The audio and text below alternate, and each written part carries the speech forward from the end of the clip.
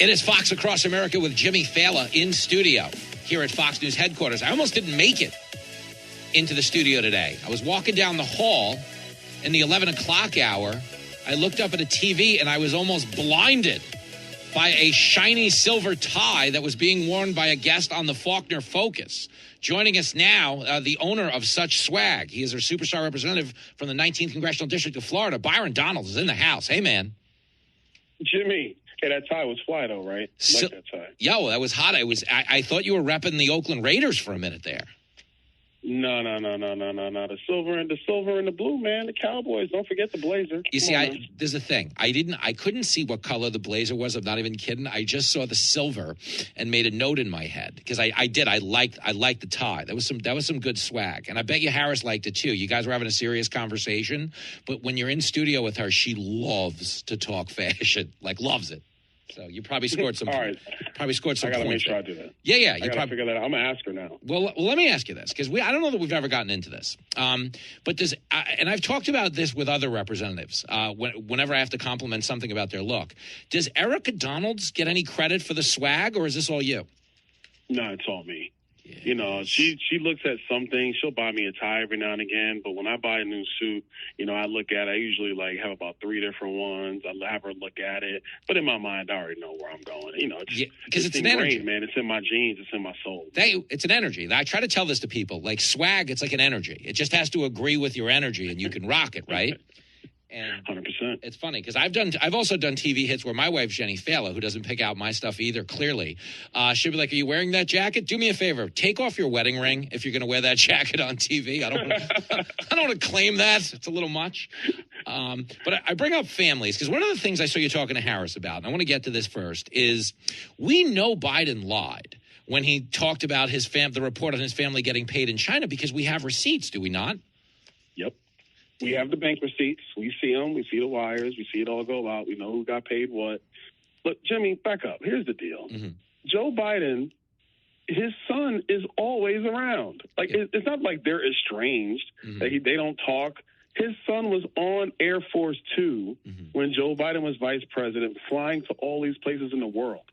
All this time on the plane, all the time together, Thanksgiving dinner. He never asked his son what he's doing for money. Come on, man. Stop the mess. Stop the mess. There's only so much talk about the football game and whatever the season of The Sopranos they were up to in 2008. At some point, business has to come up. Good point. Exactly. But here's the other thing, okay? Knowing that what you said to be true, okay? If the Obama Treasury Department gave us 150 suspicious activity reports, Joe Biden would almost be derelict in his duty as a parent to not say to his son, "Oh, by the way, the feds are looking into you." 100%. I'm going to back you up on that as well. But, that's my assumption. Mm-hmm. We want to let the facts speak for themselves, so I don't even get that far yet. Okay. One thing is clear. Joe Biden was blocking Congress from being able to look at suspicious activity reports. He actively did it. No other president has ever done that since the creation of the suspicious activity report. Congress has always been able to look at them. Nobody's ever blocked them until Joe Biden. Wow. So like I said today, Joe, what you got to hide? Yeah, there's something going on. And you know what they say especially in Democratic politics, where there's smoke, Elizabeth Warren's trying to send a signal. But stick with me. Oh, my God. There it is. You said that. Pow. You said that. Oh, you don't have to own that. You don't have to own that. I just laughed at it. I thought it was funny. Yeah, that's all. Byron Donalds. He's on the line for the 19th Congressional District of Florida. Up here in New York, as a football fan, I guess the term I would use is I'm kind of throwing the challenge flag at the potential prosecution of Trump because it only reads as political motivation, especially when you consider that Bragg has downgraded violent felonies to misdemeanors 52% of the time. We're trying to upsell what would be a misdemeanor into a felony, but I don't know that there's anything there. What's the takeaway in the halls of Congress? We're all like, this is politics, and it's dumb. It's terrible politics. So that's why that's why we have questions for Alvin Bragg and what he's doing. I mean, look, it's clear as day, folks. The man ran saying he wanted to indict Trump and get Trump.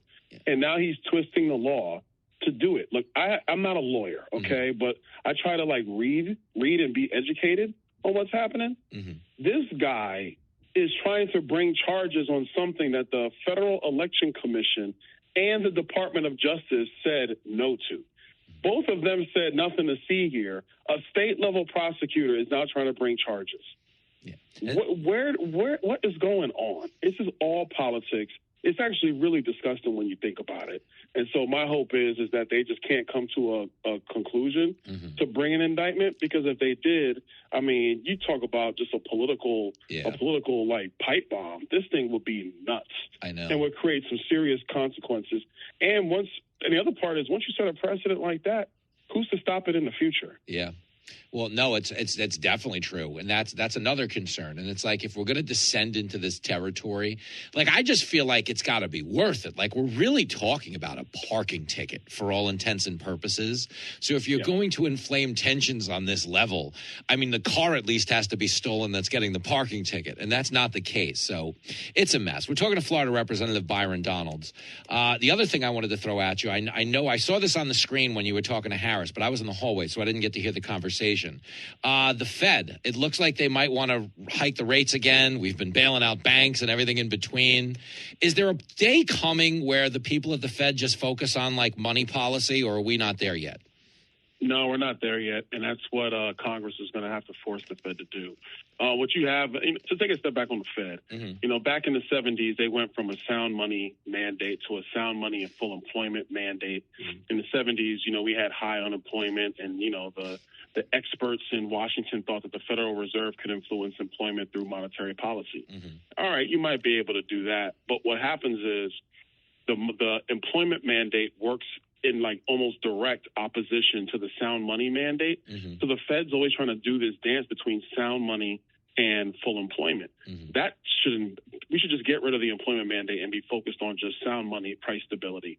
That's what we should be. That's one. Two, the Democrats have been trying to push all of their diversity, equity, and inclusion goals into the Federal Reserve. And it's just like, how can you manage that at the Fed, whose job is just supposed to be price stability?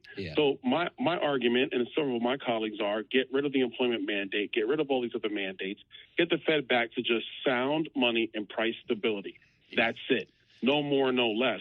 If you do that, then the Fed doesn't become this all-knowing agent and arbiter of American economics, which it has failed at every single time. The market system is that for a reason.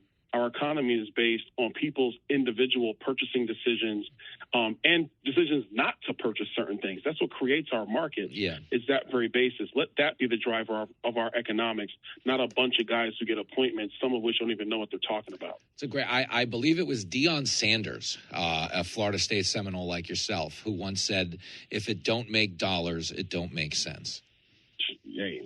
That's the moniker. That's the words I live by. I saw Deion Sanders play as a Yankee. He hit an inside the park home run, and the center fielder who dove for the ball and missed it was Bo Jackson. Some talent on that field, BD. Listen, Bo, shout out to Bo Jackson. The crazy part is you're talking about two men who are the best athletes ever in sports. They're in the top five. It's like Bo Jackson, Deion, Usain Bolt, LeBron. I'm having a hard time coming up with number 5. Well, come on. Go ahead. Those some bad boys. Yeah. Some boys can play. You can't mess with that. Deion Sanders was fast, man. And yes, Bo Jackson. Funny. I saw Bo Jackson in Yankee Stadium when he had just announced that he was going to play football part-time, and he had gotten into trouble with the press because he called it his hobby. He said the NFL is going to be my hobby. And there was a drunk guy. I was 1987, so I was probably 10 years old. There was a drunk guy sitting next to me in the left field bleachers at Yankee Stadium, just yelling at Bo that they were going to break his legs. And he was literally yelled for 8 innings. I'd never been to a Yankee game before. I had like a beer dumped on me or been beaten up by an older person. It was actually those little moments in New York that make you feel alive. You know what I'm saying? 100%. It's usually the way it is, when you go to, that's how it is sometimes at the old Yankee Stadium. But what I hear, anytime you go to a game in Fenway or you're in Philadelphia, it's like that all the time. Oh, yeah. Well, the Yankee Stadium, like, they've become a victim of their success. It's actually very corporate now. Like, now you go to Yankee Stadium, you can get a pedicure between innings. It's embarrassing, Back in the day, no, you were lucky to get out of there in one piece. But, yes, Philly is still throwing beer at $22 a beer. That's passion. You know what I'm saying? Listen, well, hold on. Tell a story about old Yankee Stadium, because the seats literally were like 8 inches wide. I mean, you know, if you had a 50-inch waist, you might as well just stand. There wasn't no way you get in them seats at old Yankee Stadium. That's funny. People think we were passionate because we stood the whole game. We just didn't fit. We didn't care. We didn't care. Those teams weren't any good. Oh, that's funny. BD, you still got it, man. Nice work on the tie. We'll talk soon, brother. Hey, appreciate it. See you, Jimmy. You're the best. There he goes. The legendary Byron Donalds from the 19th Congressional District of Florida.